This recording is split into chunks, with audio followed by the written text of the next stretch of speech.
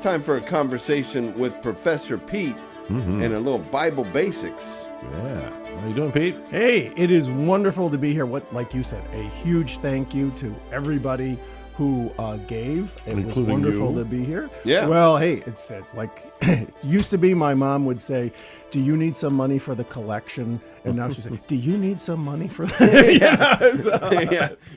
Well, thank you for that, Mom, because she came in strong too, yeah. as did I think we're at like 800 individuals and families. Awesome. So that really continues to confirm and affirm that that we're called to do this thing and live this life fully, right, Professor Pete? This is the gift that has been given to us, and this is how we spend our Wednesday mornings each Wednesday with you discussing that thing. Yeah, 8 for a Bible faith basics fully for a lived, life a life fully fully lived. lived, yeah. Take 5, keep faith alive. 7, on our way to heaven. If Yeah, we go there to you go. 7 minutes, and I'm certainly looking forward to like we were saying. Yeah. The holiday to remember on 2 December. Oh my You know, goodness. everybody Yes, always talks indeed. about a Christmas to remember.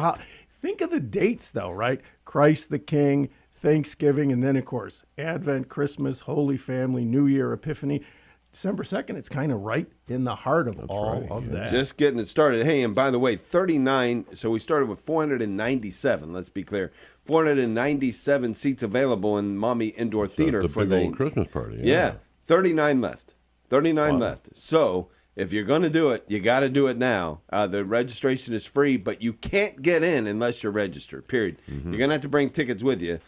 Sign up through Eventbrite, but all you have to do to do that is go to artoledo.com, register for the number of tickets that you need, and 39 are left. That's it. Okay. Yeah. That's right. And hey, 39, just enough for my sister. No, I'm just kidding. Just I enough love for my sister. sister. Everybody knows that. She had a cancer scare. We prayed her way out of it. Oh, beautiful. Praise God. And she's wonderful. Younger, a lot richer, but hey, I'm not bitter about that. No. Got to be careful because, hey, it's all about families. That's what Amen. we've been That's right. seeing. We've been talking about that, that's too, on right. Wednesdays. That's right. That's what we've been doing. And, we do focus on the Holy Family, but its roots go way, way back. When last we talked about how Judah comes on the scene and Tamar, that sort of strange twist about how she becomes his wife. And now, don't worry, folks, we are going to make this fun because looking at our Bible right here, right, it says Judah becomes the father of Perez and Zerah, whose mother was Tamar. Perez, the father of Hezron. Hezron, the father of Ram. Ram, the father of Aminadab. Aminadab, the father of Nahshon. Nahshon, the father of Salmon. Salmon, the father of Boaz, whose mother was Rahab. And it's like, we're like, oh, all these names. Was it a Yabba Dabba Doo in there or something?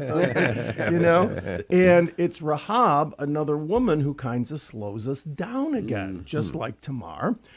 Unlike Tamar, she does not have to pretend to be a prostitute because, well, she is a prostitute. Pretending there. But again, she's one of those sort of supposedly hated Canaanite foreigners. She's a prostitute in Jericho, but she hides the spies that Joshua sends out. And she says, look, I could have given you guys up, but, despite my station in life, I know Yahweh. Yahweh, your God, is God of heaven and earth, and all I ask is that when God gives you this land, my family, not just me, but my family becomes part of your family. And so we have that wonderful story about the 7 times around the city, blow the ram's horns, the walls come tumbling down, but they remember Joshua's troops, remember to see that red cord, and all of Rahab's family now becomes part of this sacred family in progress, and by extension, our family, because of her profession of faith and then how she acted on it. And so we've seen some bad examples in the blood relatives sometimes with Jacob and his brother and the sisters, Rachel and Leah, but they give us some good examples, often from people we least expect, about how the family continues and how God's plan of salvation doesn't just happen with individuals, but works its way out through families so that someday we can all be one family again. And boy, good and bad, doesn't that relate to our families right now at Thanksgiving and then Christmas, and this ongoing homework assignment that we have, that project due before Christmas, is to, maybe reconcile a couple of rough edges with family members. Sometimes we argue. The arguments really aren't about politics or football at Thanksgiving. There's always something a little bit more. And, we want to try and just examine that and go on that journey in Advent, I think, because it's right here in the scriptures. Good examples, bad examples, all in families as we become one family again. Look, and when you gather with your family, if you have, this idea that, man, my family is a mess, or if you look up your family tree and you say, oh, my goodness, and I could say that about my own family. The only thing that brings me solace is Jesus' family tree is worse. That's true. That's my true. Goodness, that's a mess, baby. And they have the humility to tell us this, right? It's like they're saying, look, yes, learn from what we did right, but learn from what we did wrong. It's not just for our amusement. We have to sort of hold up the Bible and see it as a mirror. Where am I making a lot of these same mistakes? Because the story continues with the sin of pride, and what should be an easy victory at a little suburb of Jericho goes horribly wrong because of pride and greed. And we say, we just blew it because we're breaking family now.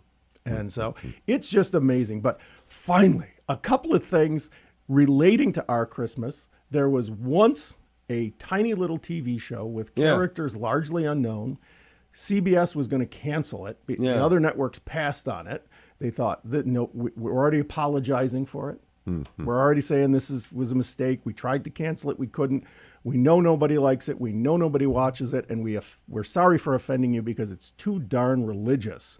We wish we could have pulled this Charlie Brown Christmas. Oh, my goodness. Right. Are you serious? It'll never catch on. Wow. And it was the first Charlie Brown ever to air on television. Oh, my goodness. And simply Linus reading that famous passage. Oh, this is too religious. Yeah. It's never going to work. You can't talk about Luke. And it practically defines the holiday season. I had no idea that it had that kind of consternation coming in. Absolutely. All the other networks passed. They passed, and CBS said, can we pull it? And they were wanted to pull it. Yeah, exactly. Isn't that crazy? This will never catch on. Pete, why didn't you save that for a bet you didn't know that? I'm in need of those. I got to build on what's happening today, right? Charles Schultz. Professor Peter Sabilio, ladies and gentlemen. Love it. Thanks, Professor Pete. Have a great Thanksgiving.